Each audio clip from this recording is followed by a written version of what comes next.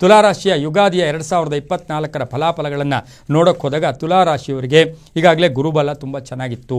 ತುಲಾರಾಶಿಯ ಚಿತ್ತಾ ನಕ್ಷತ್ರ, ಸ್ವಾತಿ ನಕ್ಷತ್ರ, ವಿಶಾಖ ನಕ್ಷತ್ರ, ಇನ್ನು ತುಲಾರಾಶಿಯ ಅಧಿಪತಿ ಶುಕ್ರ ಆಗಿರ್ತಾನೆ. ಈ ರಾಶಿಯವರಿಗೆ 7ರಿಂದ 8ಕ್ಕೆ ಅಷ್ಟಮಕ್ಕೆ ಗುರು ಬರ್ತಾ ಇದ್ದಾನೆ. ಹಾಗೆ ಶನಿ 5ರಲ್ಲಿದ್ದಾರೆ, ರಾಹುಕೇತು 6 ಮತ್ತು 12ರಲ್ಲಿದ್ದಾರೆ. ಇದನ್ನೆಲ್ಲವನ್ನೂ ಕೂಡ ಗಮನಿಸಿ ನಾವು ವರ್ಷದ ಫಲಾಫಲಗಳನ್ನು ನೋಡೋಕೆ ಹೋದಾಗ ಇವರಿಗೆ ಶನಿ ಮತ್ತು ರಾಹು ಶುಭ ಫಲಗಳನ್ನು ಕೊಡ್ತಾರೆ. ಶನಿ ಮತ್ತು ರಾಹು ಶುಭ ಫಲಗಳನ್ನು ಕೊಡ್ತಾರೆ. ಆದರೆ ಈ ವರ್ಷದಲ್ಲಿ ಸ್ವಲ್ಪ ಹಣ ಖರ್ಚು ಜಾಸ್ತಿ ಆಗುತ್ತೆ. ಮನೆಗಾಗ್ಬೋದು, ವಿವಾಹಕ್ಕಾಗ್ಬೋದು, ಅಥವಾ ಏನಾದರೂ ಹೊಸದಾಗಿ ಏನಾದರೂ ಕೊಂಡ್ಕೊಳ್ಳೋಕ್ಕಾಗ್ಬೋದು. ಇವರಿಗೆ ಹಣ ಹೆಚ್ಚು ಖರ್ಚಾಗುತ್ತೆ. ಆರ್ಥಿಕ ಪ್ರಗತಿ ಚೆನ್ನಾಗಿದೆ, ವ್ಯಾಪಾರದಲ್ಲಿ ಶುಭ ಆಗುತ್ತೆ, ಉದ್ಯೋಗದಲ್ಲಿ ಪ್ಯಾಕೇಜ್ ಚೇಂಜ್ ಆಗ್ತಕ್ಕಂಥದ್ದು, ಬಡ್ತಿ ಸಿಗ್ತಕ್ಕಂಥ ಯೋಗ, ಜವಾಬ್ದಾರಿಗಳು ಜಾಸ್ತಿ ಆಗುತ್ತೆ.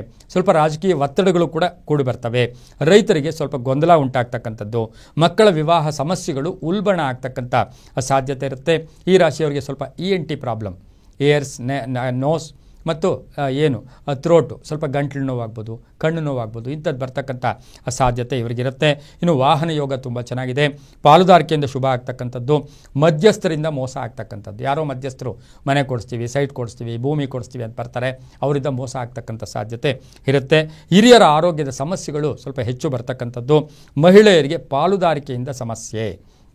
ಈ ಒಂದು ತುಲಾರಾಶಿಯವರಿಗೆ ಮಹಿಳೆಯರು ಯಾರಾದರೂ ಗ್ರೂಪ್ ಆಗಿ ಏನಾದರೂ ಮಾಡಬೇಕು, ಪಾಲುದಾರಿಕೆಯಿಂದ ಸಮಸ್ಯೆ ಉಲ್ಬಣ ಆಗುತ್ತೆ.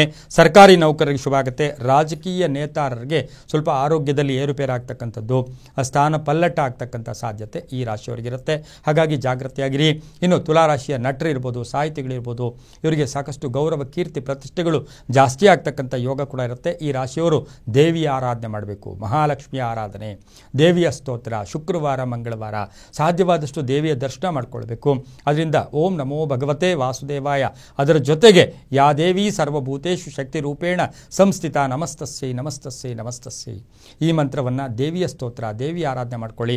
ಬಹಳಷ್ಟು ಶುಭ ಆಗುತ್ತೆ. 6 ಮತ್ತು 2 ತಮ್ಮ ಅದೃಷ್ಟದ ಸಂಖ್ಯೆಗಳಾಗಿರುತ್ತೆ. ಈ ವರ್ಷ ಪಶ್ಚಿಮ ಮತ್ತು ದಕ್ಷಿಣ ದಿಕ್ಕಿನ ಪ್ರಯಾಣಗಳು ಶುಭಕರವಾಗಿರುತ್ತೆ. ಇನ್ನು ತುಲಾ ರಾಶಿಯವರು ಸಾಧ್ಯವಾದಷ್ಟು ಈ ರಾಶಿಯವರು ದೇವಿಯ ಆರಾಧನೆ, ದೇವಿಯ ಸ್ತೋತ್ರ ಮತ್ತು ಹಣ್ಣಿನ ಒಂದು ದಾನ, ಯಾವುದಾದ್ರು ದೇವಸ್ಥಾನದಲ್ಲಿ ಹಣ್ಣುಗಳ ದಾನ ಮಾಡೋದ್ರಿಂದ ಸಾಕಷ್ಟು ಶುಭ ಫಲಗಳು ಕೂಡ ಈ ರಾಶಿಯವ್ರಿಗೆ ಸಿಗುತ್ತೆ. ತುಂಬಾ ಒಳ್ಳೆಯದಾಗುತ್ತೆ.